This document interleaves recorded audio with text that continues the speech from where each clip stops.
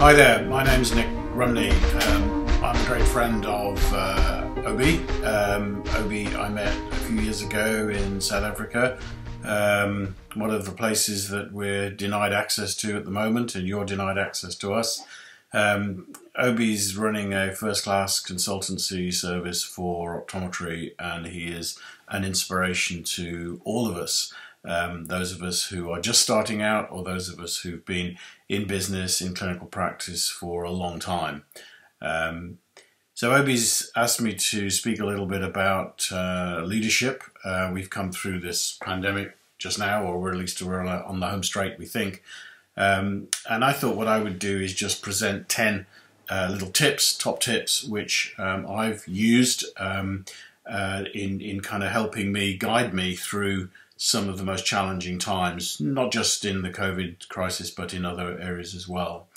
So I'll just run through those. So the first one, of course, is that you must never lose sight of the ultimate objective, okay? In terms of the start of the COVID, we condensed that to a single expression: return to full activity in the practice without losing anyone to redundancy, and certainly not without losing anyone to COVID. And we were extremely well served in the latter, and in fact we had returned to full business operations by October.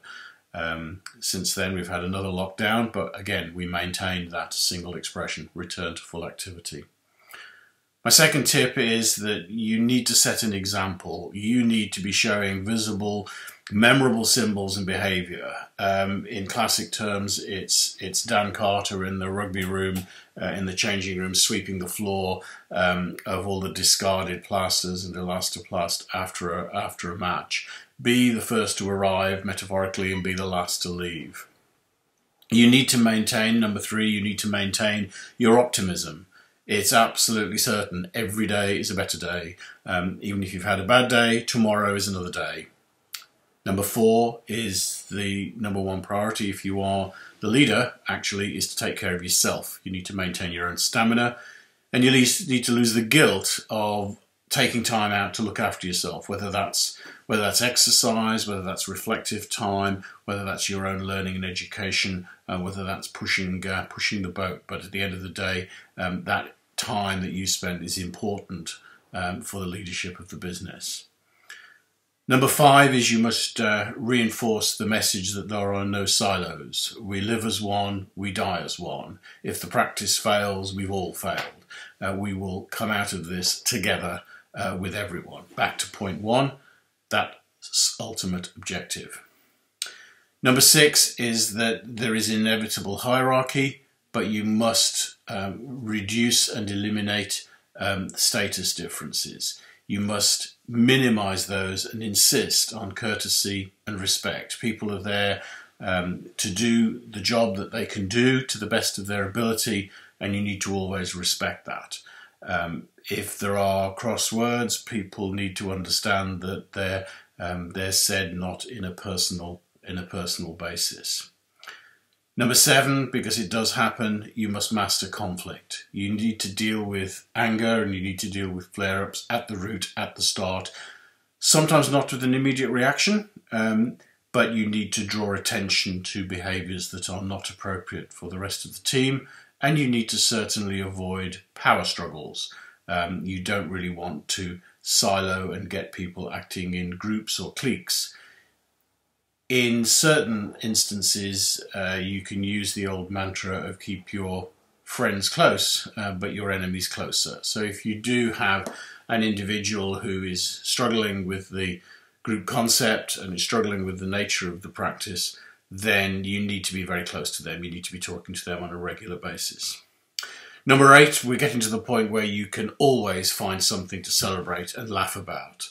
Always be kind, be able to say please and thank you, but have a joke, have a laugh. I'm a bit of a tease. Sometimes that comes out well, sometimes it doesn't. I think people understand that my heart's in the right place.